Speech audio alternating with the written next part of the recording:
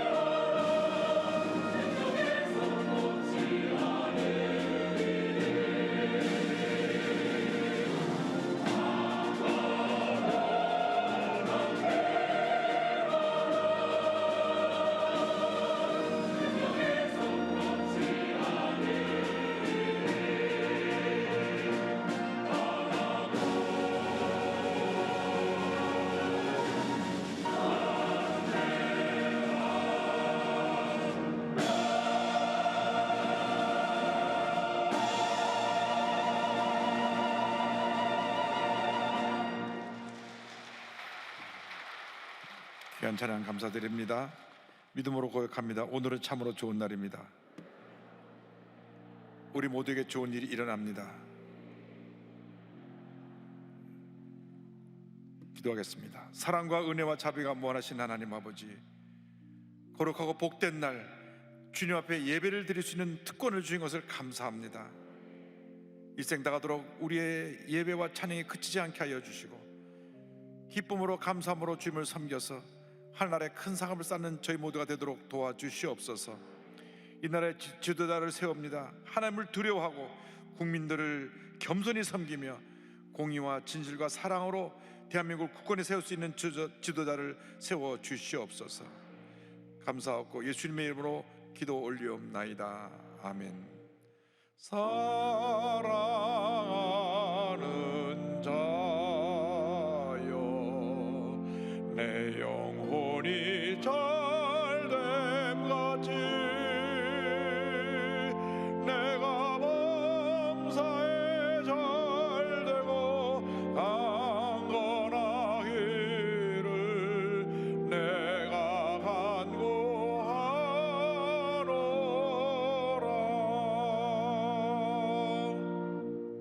여러분 모두에게 이 요한 3서 2절의 축복이 넘쳐나시기를 주님의 이름으로 축원합니다. 오늘은 로마서 8장 35절로 39절 말씀 가지고 넉넉히 이기느니라, 이 같은 제목으로 말씀의 은혜를 나누기 원합니다. 제목을 크게 따라해 주시기 바랍니다. 넉넉히 이기느니라, 넉넉히 이기느니라. 코로나가 3년째 이어져 오면서 곳곳에서 탄식 소리가 들려옵니다. 자영업자, 영세소상인들은 하루도 더 못 버티겠다고 말을 합니다. 이제는 다 끝났다, 우리가 무엇도 할 수 없다, 저들이 탄식하며 더 이상 방역으로 우리를 제재하지 말고 우리에게 좀 자유함을 주라, 24시간 영업할 수 있도록 우리에게 영업할 수 있는 자유를 허락해달라 데모를 합니다. 실제로 24시간 영업하던 분들이 밤 9시까지만 영업을 하니까 수입이 3분의 1 정도로 밖에 안 들어와서 가게 임대료도 내기도 힘들고 인건비도 감당 안 돼서 가족들끼리 나와서 그 무거운 짐을 나눠주고 있습니다.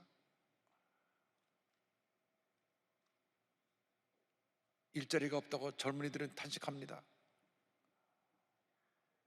여기저기서 들려온 절망의 소리가 그치지 않습니다. 그래서 급기야는 이렇게 살아 못하나 하고 극단적인 선택을 하기도 합니다. 그러나 우리에게 절망적인 상황이 다가온다고 해서 포기하고 모든 것을 내려놓으면 안 됩니다. 다시 새 힘을 내야 됩니다. 반드시 어려움을 이기고 승리하는 삶을 살아야 될 것입니다. 이러한 고난이 세상 사람들에게만 다가오는 것이 아니라 우리 믿는 자에게도 다가와서 우리를 낙심하게 합니다. 절망하게 합니다. 그러나 주님께서 우리에게 축복의 말씀으로, 기적의 말씀으로 우리를 위로하시고 새 힘을 더하여 주십니다. 이사야 41장 10절에 놀라운 말씀이 있습니다. 두려워하지 말라, 내가 너와 함께함이라. 놀라지 말라, 나는 내 하나님이 됨이라. 내가 너를 굳세게 하리라. 참으로 너를 도와주리라. 참으로 나의 의로운 오른손으로 너를 붙들리라. 너를 붙들리라. 너를 붙들리라. 약속의 말씀 붙잡고 믿음으로 또 전진하기를 주님의 이름으로 축원합니다. 어떤 문제 어려움이 있다고 할지라도 주님만 믿고 저거 바라보고 나아가면 반드시 우리 모든 어려움을 이기고 승리하게 될 것입니다. 사도 바울은 로마서 8장에서 그 어떤 시련도 환난도 우리를 그리스도의 사랑에서 끊을 수 없다고 고백하고 있습니다. 끊을 수 없는 그리스도의 사랑에 대하여 로마서 8장 25절에 이와 같이 고백합니다. 누가 우리를 그리스도의 사랑에서 끊으리요? 누가 우리를 그리스도의 사랑에서 끊으리요? 그 무엇도 그 누구도 우리를 그리스도의 사랑에서 끊을 수가 없습니다. 우리가 죄인 되었을 때 예수님께서 우리를 대신하여서 우리의 죄를 짊어지고 십자가에 달려 돌아가셨습니다. 이렇게까지 우리를 사랑하신 것입니다.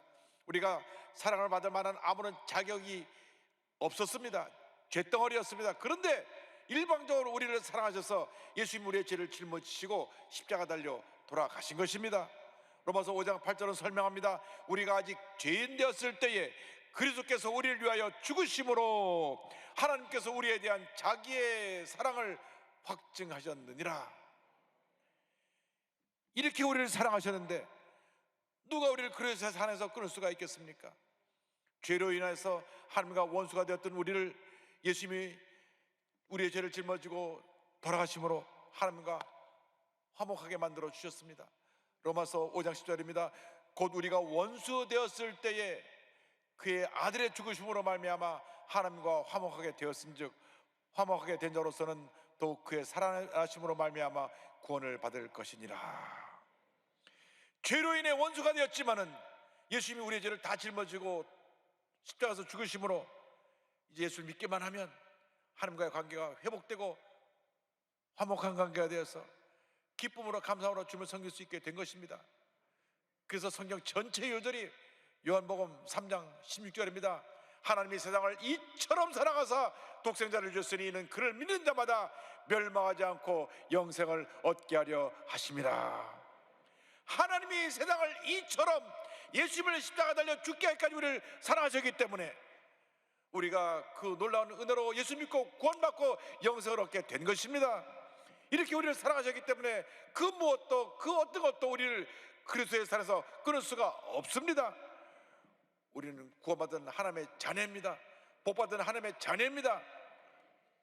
한국의 지성으로 불리우는 이어령 박사님이 어제 천국에 가셨습니다. 이어령 박사님은 한국뿐만 아니라 전 세계적으로 존경받는 세계적인 석학입니다. 특별히 일본의 많은 지성인들이 이어령 박사님 그 가신 지식에 감동되어서 그에게 머리를 숙이고 배우려고 했습니다.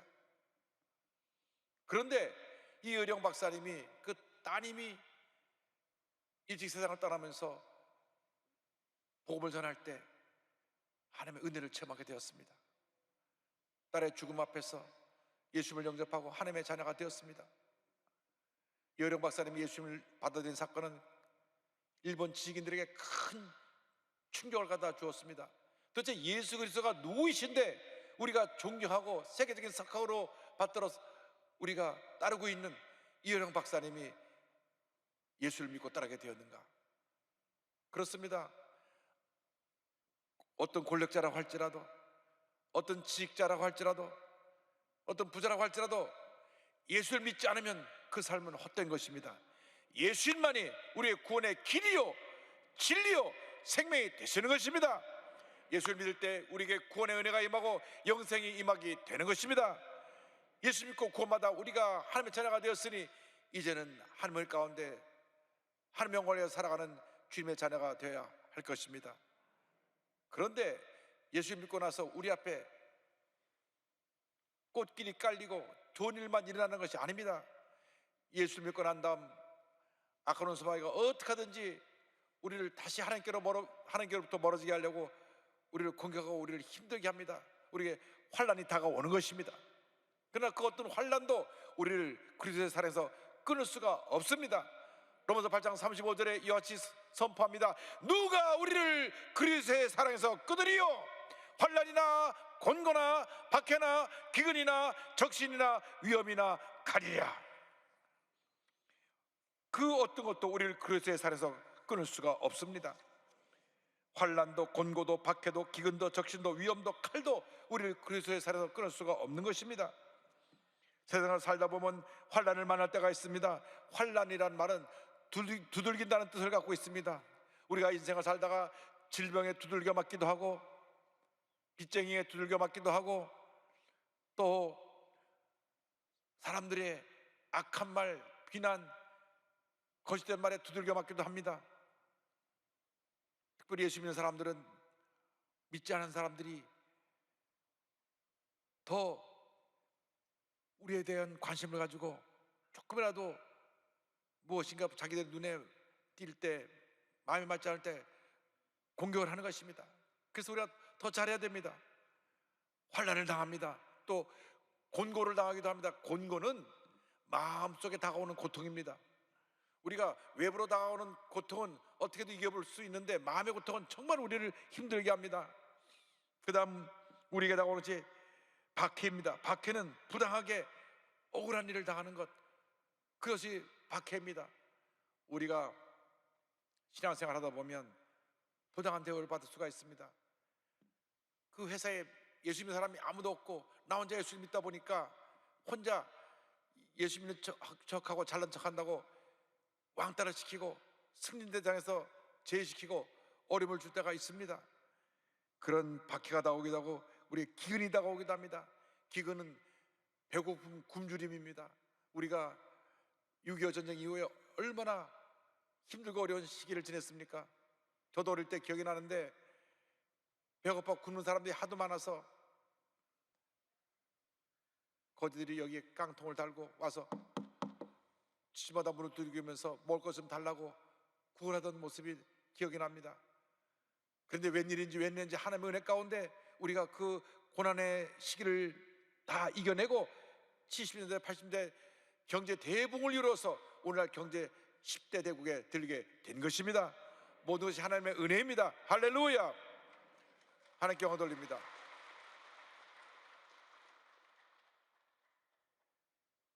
적신, 위험, 칼의 고난이라고 합니다. 적신은 완전히 벌거벗김 당하는 것 같은 그런 수치스러운 일을 당하는 것입니다.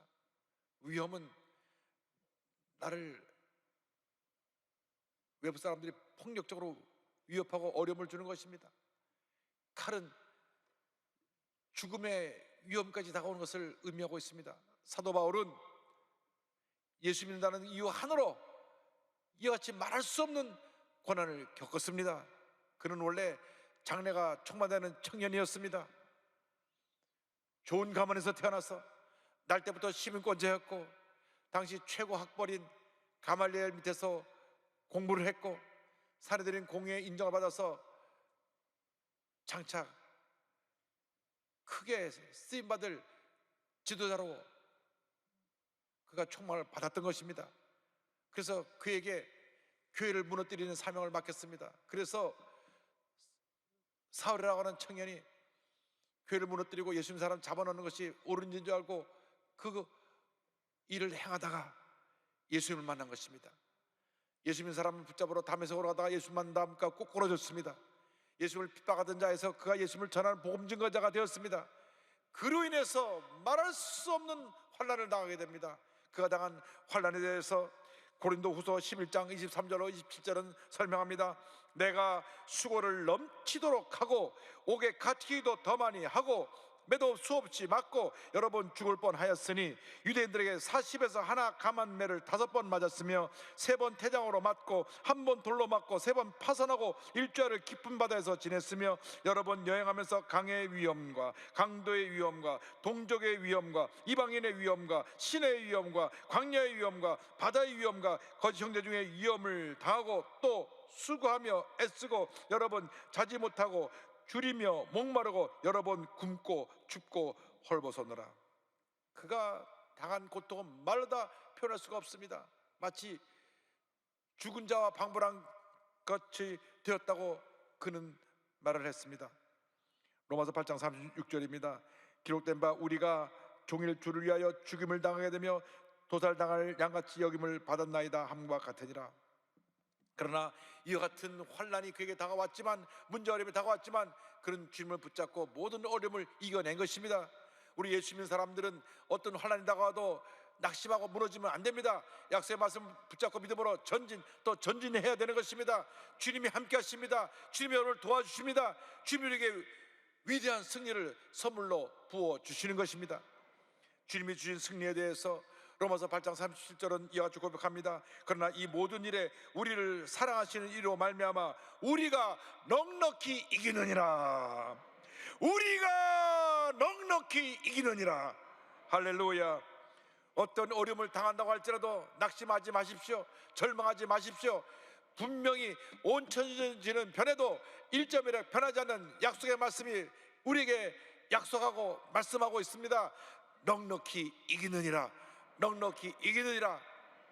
넉넉히 이긴다는 말은 그냥 이긴다는 것이 아닙니다. 넉넉히 이기고도 남는다는 것입니다.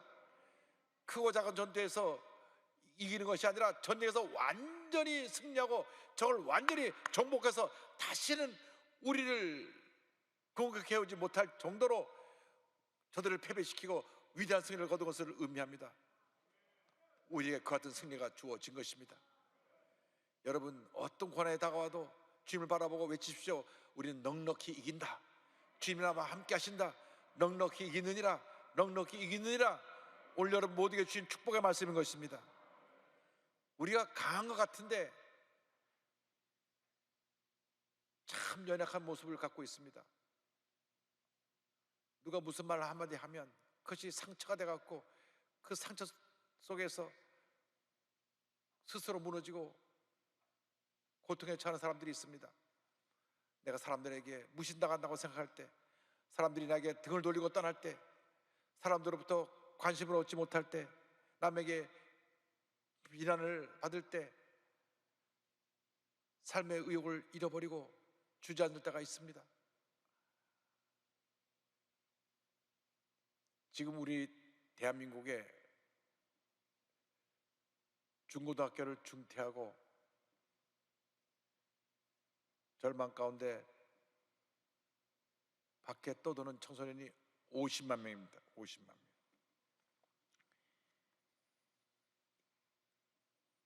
말 한마디에 저들이 상처받고 집을 나가는 것입니다. 여러분, 사람들이 여러분을 다 떠나고 여러분을 비난한다고 해도 여러분 거기에 귀를 기울이면 안 됩니다. 주님이 우리 함께 하십니다. 주님은 절대 우리를 떠나지 아니하십니다. 찬송가 88장 이런 가사가 있습니다. 온 세상 날 버려도 주 예수 안 버려 끝까지 나를 돌아보시니. 할렐루야. 힘들 때, 슬플 때, 괴로울 때 우리 주님을 바라보시기 바랍니다. 내가 너를 사랑한다. 내가 너를 위하여 죽었노라. 우리를 꼭 주님의 품에 안아주실 것입니다. 말 한마디에 상처받고 무너지지 말고 주님만 믿고 의지하고 바라보고 나아가는 여러분 되기를 바랍니다. 제가 80년대 미국에서 공부할 때 미국 ABC 방송에서 집을 떠난 청소년과 부모님과 전화로 연결해주는 프로그램을 본 적이 있습니다. 그 당시에만 해도 미국의 풍요로움 속에 무엇인가 부족함이 없다고 생각했는데 우리나라보다 너무나 잘 살았으니까요. 그런데 1년에 집을 나가서 떠도는 청소년이 300만입니다. 지금 3, 40년 후에 우리가 똑같은 상황에 처하게 된 것입니다. 이 300만이나 되는 청소년들이 집을 나가서 떠돌이 생활하고 있습니다. 뉴욕에 사는 어머니에게 플로리다 사는 딸이 연결돼서 전화로 연결했습니다. 어머니가 울면서 너 그동안 잘 지냈니? 어떻게 지냈니? 아픈 데 없니? 울면서 얘기하는데 공중전화에서 전화기를 붙잡고 있는 딸은 어머니가 우는 목소리에도 별로 반응이 없습니다. 너 왜 집 나갔니? 너 어떻게 지냈니? 그러니까 이 딸이 마음속에 쌓였던 말을 탁 뱉어냅니다. 왜 엄마가 때 나한테 소리 지르면서 꺼져버리라고 나가라 그랬냐고, 꼴도 보기 싫다 그랬냐고, 너 같은 것이 태어나서 왜 날 힘들게 하고 괴롭게 하냐고. 그날 엄마가 부부싸움을 했는데 딸이 들어와서 뭘 달라 그러니까 그 화가 난 것을 딸한테 풀어버렸던 것입니다. 꼴도 보기 싫다 꺼져버리라고, 너 같은 게 왜 태어나서 날 괴롭히냐고. 그 딸은 그 엄마의 지른 소리에 충격을 받고 그날로 보따리 싸고 나간 것입니다. 짐을 싸서 나갔습니다. 우리의 말이, 우리의 행동이 알게 모르게 이렇게 사람들에게 상처를 줄 때가 있습니다. 특별히 부모님들은 자녀들에게 말을 덕스럽게 해야 됩니다. 내 감정을 담아서 얘기하면 아이들이 잘못되는 것입니다. 이렇게 약한 것이 우리들의 모습입니다. 그러나 우리가 예수님을 바라볼 때 우리는 어떤 어려움도 어떤 상처도 넉넉히 이길 수 있게 되는 것입니다. 이제 더 이상 과거의 이런 상처에 매어있지 말고, 과거에 나를 괴롭혔던 모든 그런 말들에 매어있지 말고 다 내던져 버리고 주님만 붙잡고 믿음으로 전진 또 전진 또 전진해 나가시기 바랍니다. 이 세상 사람들이 갖다주는 어떠한 괴로움도 어떠한 고통도 어떠한 문제도 나를 그리스도의 살에서 끊을 수 없기 때문인 것입니다. 사도 바울이 외칩니다. 로마서 3장 38절 39절입니다. 내가 확신하노니 사망이나 생명이나 천사들이나 권세자들이나 현재일이나 장래일이나 능력이나 높음이나 깊음이나 다른 어떤 피조물이라도 우리를 우리 주 그리스도 예수 안에 있는 하나님의 사랑에서 끊을 수 없으리라. 하나님의 사랑에서 끊을 수 없으리라. 할렐루야. 때때로 우리는 험한 세상 품고서 넘어지고 쓰러집니다.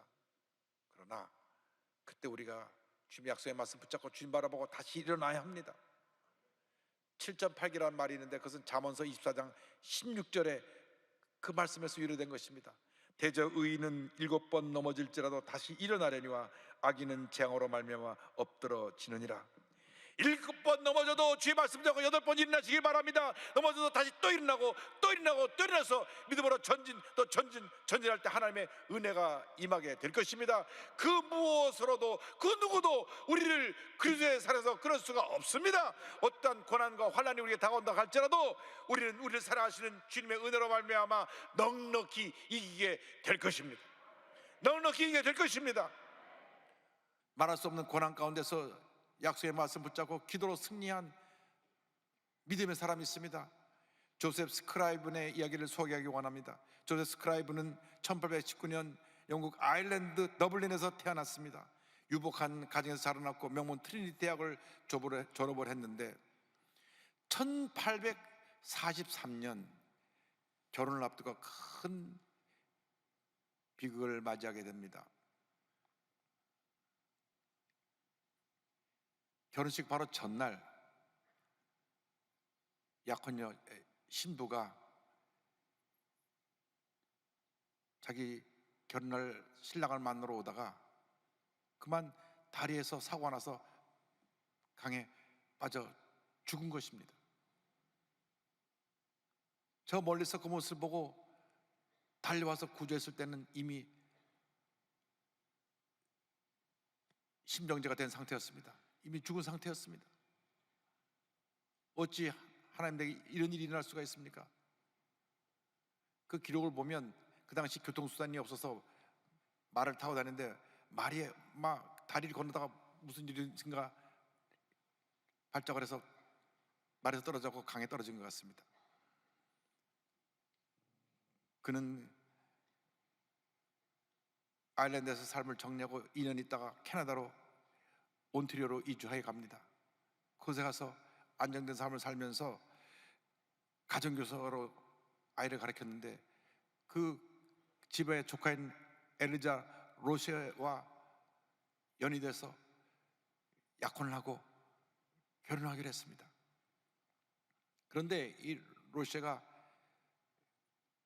내가 결혼하기 전에 침례받고 주님의 자녀로서 모든 준비를 갖춘 후에 결혼하겠다 해서 침례를 받았는데 추운 겨울날 침례를 받아갖고 그것이 폐렴이 돼서 한 넉 달 동안 고통당하다가 또 세상을 떠났습니다. 왜 내게 이런 고난이 계속 다가옵니까? 슬픔에 잠겨 있는데 자기 고국에 홀로 남겨둔 어머니가 위독하다고 하는 소식이 또 전해옵니다. 하나님 앞에 무릎 꿇고 눈물로 기도하면서 하나님 앞에 이와 같이 기도했습니다. 하나님, 저는 사랑하는 약혼녀를 잃었습니다. 저는 지금 외롭고 고독합니다. 그러나 저보다 더 외로우실 제 어머니의 친구가 되어주시고 어머니의 병을 고쳐주세요. 이제부터 저도 외로운 사람들의 친구가 되어 살겠습니다. 주님만을 위해 평생 살겠습니다. 간절히 기도할 때 주님의 위로하심이 임했습니다. 자기가 외롭고 혼자 스스로하게 있는 것이 아니라 주님이 자기와 함께하고 계시고 병중에 있는 어머니와도 주님이 함께하고 계셔서 돌보고 계신다는 사실을 깨달았습니다. 그래서 주님의 너무 감사하여 어머니에게 편지를 보내면서 이와 같은 시를 적었습니다. 우리의 죄짐을 맡아주신 주님은 좋은 친구십니다. 세상 사는 동안 시험과 걱정 그리고 괴로움 없는 자가 어디 있겠습니까? 다정한 친구 되신 주님만이 우리를 위로하십니다. 이 시가 오늘날 아름다운 찬송으로, 은혜 찬송으로 탄생하게 됩니다. 죄짐 맡은 우리 구주 어찌 좋은 친구인지, 걱정 근심 무거운 짐 우리 주께 맡기세. 주께 고함 없는 거로 복을 받지 못하네. 사람들이 어찌하여 아랠 줄을 모를까. 말할 수 없는 고난의 밤을 지낸 조셉 스크라이브는 그 후 결혼하지 않고 평생 독신으로 살면서 불안 이웃을 사랑으로 섬겼습니다. 그 세상을 떠났을 때 사람들이 그를 성자라고 불렀고, 그의 사랑의 섬김을 기억하면서 그의 죽음을 기렸습니다. 여러분 홀로 외롭지 않습니다. 주님이 여러분과 함께 하십니다. 고난의 순간에 주님이 함께하고 계시고 여러분을 돌보십니다. 그 무엇도 그 누구도 여러분을 그리스도의 사랑에서 끊을 수 없을 것입니다. 모든 무거운 짐을 주 앞에 내려놓고 믿음으로 전진 또 전진하는 여러분 되시기를 주님의 이름으로 축원합니다. 죄짐 맡은 우리 구주 어찌 좋은 친구인지, 걱정 근심 무거운 짐 우리 주께 맡기세. 주께 고함 없는 고로 복을 받지 못하네. 사람들이 어찌하여 아랠 줄을 모를까. 시험 걱정 모든 괴로움 없는 사람 누군가. 부질없이 낙심 말고 기도 드려 아뢰세. 이런 진실하신 친구 찾아볼 수 있을까. 우리 약함 아시오니 어찌 아니하랴까.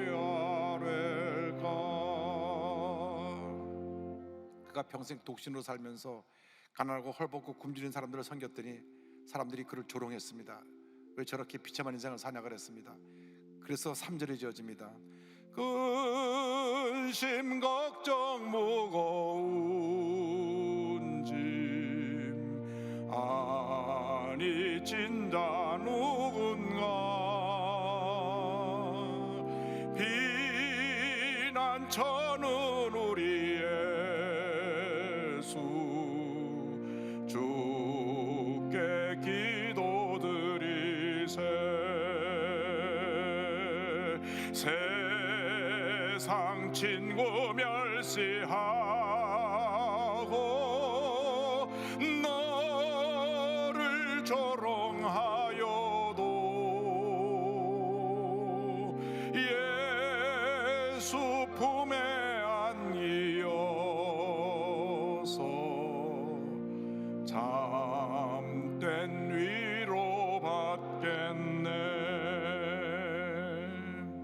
예수님이 여러분을 사랑하십니다. 여러분의 친구가 되어 주셔서 한평생 여러분과 동행하시며 모든 어려움을 이기게 만들어 주십니다. 그 누구도 그 무엇으로도 우리를 그리스도의 사랑으로 끊을 수 없을 것입니다. 주님의 손을 꼭 붙잡고 믿음으로 전진해 나가는 여러분 되시기를 주님의 이름으로 축원합니다. 기도하겠습니다.